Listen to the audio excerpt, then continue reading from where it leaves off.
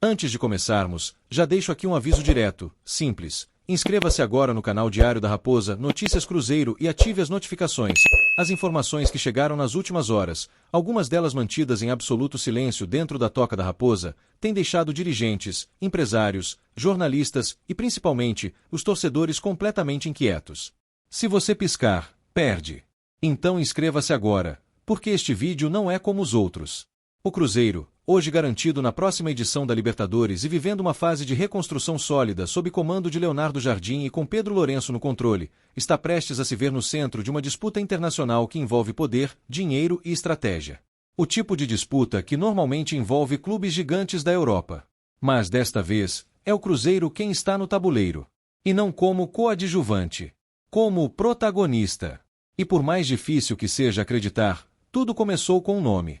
Um nome que já vinha circulando timidamente, até surgir a primeira fagulha. João, o meia-atacante do Red Bull Bragantino, formado no Palmeiras e considerado por muitos analistas um dos jogadores mais completos da sua geração. O que chama atenção não é apenas o talento do atleta, mas a dimensão da disputa que se formou em torno dele. Não é comum ver o Cruzeiro envolvido em uma negociação com cifras tão altas, ainda mais disputando diretamente com um clube europeu que tem um histórico recente de investir pesado em brasileiros. O Zenit, da Rússia, não apenas monitora o jogador como já tentou contratá-lo, oferecendo uma quantia que ultrapassou 20 milhões de euros no início de setembro. Essa proposta foi recusada rapidamente pelo Bragantino, que trata João como pilar de um projeto esportivo e não pretende abrir mão dele por qualquer valor. Mas é aqui que a história ganha um contorno inesperado. Mesmo diante dessa concorrência pesada, mesmo sabendo que o Zenit prepara uma nova ofensiva milionária, o Cruzeiro decidiu entrar na disputa. E não entrou de maneira tímida, especulativa, ou apenas para agradar torcida. Entrou com intenção real, com estudo financeiro, com sinal verde do treinador e com reuniões internas que se estenderam por dias. Os valores que circulam nos bastidores impressionam. Quase 100 milhões de reais, convertidos dos 15 milhões de euros que o Bragantino aceita discutir.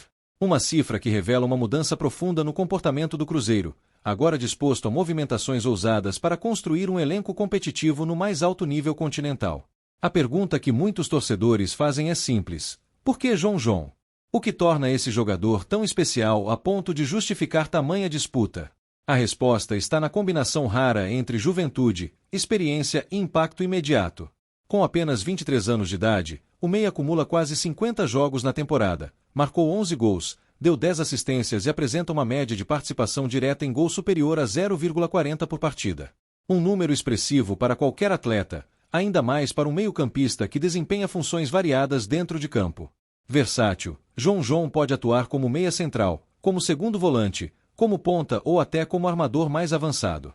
Essa multifuncionalidade agrada profundamente Leonardo Jardim, que gosta de jogadores dinâmicos, inteligentes e capazes de acelerar o jogo com rapidez e precisão. Não por acaso, o treinador já deu seu aval para que a diretoria avance. A classificação do Cruzeiro para a Libertadores tornou esse movimento ainda mais urgente, pois o clube entende que precisa elevar o nível técnico do elenco se quiser disputar o torneio com chances reais. O Bragantino sabe disso. Sabe que tem em mãos um ativo valioso e que o mercado está pressionando. Sabe também que o Palmeiras, detentor de 20% dos direitos econômicos do jogador, tem interesse direto em uma venda significativa. Por isso, internamente, o clube paulista não descarta negociar, desde que a proposta seja firme, concreta e dentro da pedida. É por esse motivo que as conversas iniciais do Cruzeiro com o staff de João causaram tanto alvoroço. Indicaram que a Raposa não está apenas sondando. Está se preparando para uma investida real. O Zenit, por outro lado, observa tudo de perto. O clube russo conta atualmente com uma legião de brasileiros no elenco e pretende ampliar essa estratégia para 2026. João está no topo da lista, e a expectativa é de que uma nova proposta oficial seja apresentada ao Bragantino no início de dezembro. Isso torna o duelo fora de campo ainda mais intenso. De um lado, a força financeira do futebol europeu. Do outro, um Cruzeiro fortalecido, estruturado e com objetivos ambiciosos. Esse cenário leva a um ponto crucial. Não estamos diante de uma negociação comum. Estamos diante de uma disputa que revela a nova postura do Cruzeiro. O clube não pensa mais pequeno. Enxerga longe. Age com coragem. E sabe que assinaturas como essa mudam não apenas o time, mas também a percepção do mercado sobre o projeto esportivo celeste. Representantes do Cruzeiro, inclusive, já iniciaram conversas informais com intermediários ligados ao jogador. São conversas discretas, estratégicas e conduzidas com cautela para não dar vantagem ao adversário na disputa. O Bragantino, por sua vez, aguarda o fim do Campeonato Brasileiro para avançar na definição do futuro do atleta, mas não esconde que a venda é uma possibilidade concreta. A pergunta que fica no ar, que alimenta rumores, que movimenta bastidores e que deixa o torcedor em estado de alerta é simples: será que o Cruzeiro realmente vai vencer essa batalha? Será que veremos o clube desembolsar um valor tão alto e dar ao elenco uma das maiores contratações de sua história recente? A resposta ainda não chegou, mas os sinais são claros: algo grande está sendo construído. E antes de encerrarmos este primeiro tópico, reforço novamente: inscreva-se no canal, ative as notificações e prepare-se para o que vem a seguir, porque a segunda parte envolve detalhes, movimentações que podem mudar tudo dentro da Toca da Raposa. O ambiente do futebol brasileiro volta a ferver com mais um capítulo da rivalidade entre Cruzeiro e Corinthians, mas desta vez a temperatura subiu por causa das palavras fortes e diretas de um ex-jogador que conhece muito bem a pressão dos grandes palcos. Kleber Gladiador, sempre conhecido por não medir palavras, resolveu analisar o confronto pela Copa do Brasil e deixou claro: na visão dele, o momento vivido pelo Cruzeiro coloca o time celeste em um patamar que dificilmente será alcançado pelo Corinthians nesta fase decisiva. E ele não apenas comentou. Ele cravou. Disse, sem rodeios, que a chance de o Corinthians eliminar o Cruzeiro é quase zero.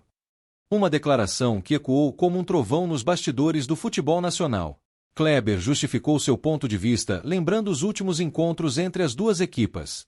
Em Itaquera, segundo ele, o Cruzeiro já tinha sido superior, demonstrando organização, intensidade e frieza na tomada de decisões, características que fazem diferença em jogos grandes. No Mineirão, então, o ex-atacante foi ainda mais enfático: o Cruzeiro o atropelou. Esse termo, forte, resume a percepção do comentarista sobre o contraste entre o momento das equipes. Para ele, o Cruzeiro vive um ciclo virtuoso, embalado pelos resultados, pelo ambiente positivo no clube e pela confiança crescente do elenco, enquanto o Corinthians tenta reorganizar-se num instante em que ainda não apresenta consistência suficiente para fazer frente a um adversário tão estabilizado.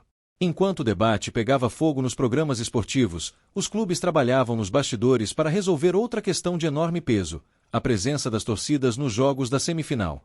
O impasse começou quando as duas diretorias não chegaram a um consenso sobre a porcentagem de ingressos destinados aos visitantes. Osmar Stabile, presidente do Corinthians, defendia um critério proporcional que levasse em conta a capacidade dos estádios, e, por esse cálculo, chegava ao número de 5,2%. Do lado cruzeirense, houve resistência imediata. Afinal, pela capacidade maior do Mineirão, isso significaria uma presença expressivamente mais numerosa de corintianos em Belo Horizonte do que de cruzeirenses em São Paulo.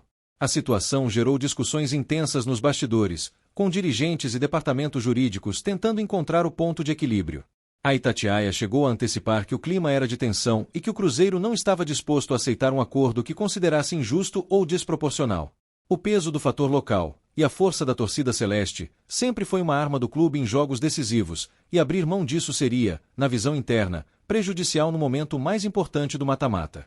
Depois de idas e voltas, reuniões e trocas de mensagens, prevaleceu o bom senso. O percentual fixo de 5% foi definido como regra final. Assim, no Mineirão, aproximadamente 3.100 torcedores do Corinthians terão acesso ao estádio, enquanto a Neoquímica Arena receberá perto de 2.400 cruzeirenses.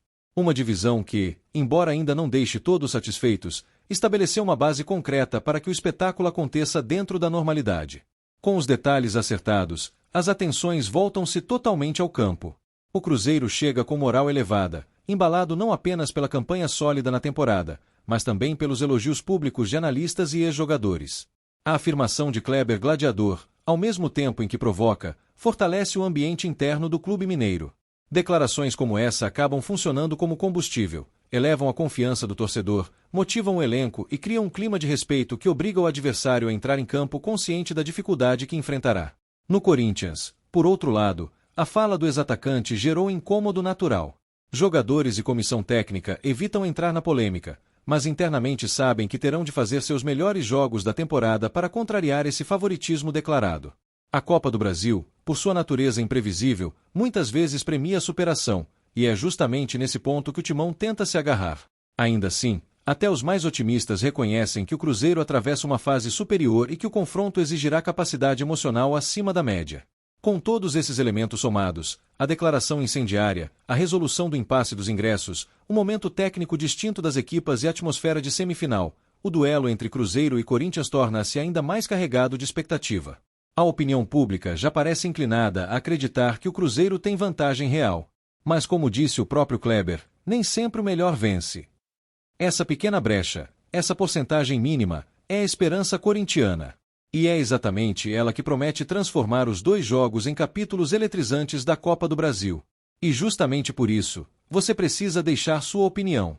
Você precisa dizer se acredita ou não neste movimento. Se aprova ou não este investimento. Se está preparado ou não para o que está por vir. Agora, antes de encerrar este vídeo, reforço. Inscreva-se no canal Diário da Raposa Notícias Cruzeiro, ative as notificações e deixe seu comentário. Sua participação é fundamental para manter este espaço vivo, forte e cada vez mais próximo da torcida. O Cruzeiro está prestes a tomar uma decisão que pode definir toda a próxima década do clube. E você, torcedor, merece acompanhar cada passo.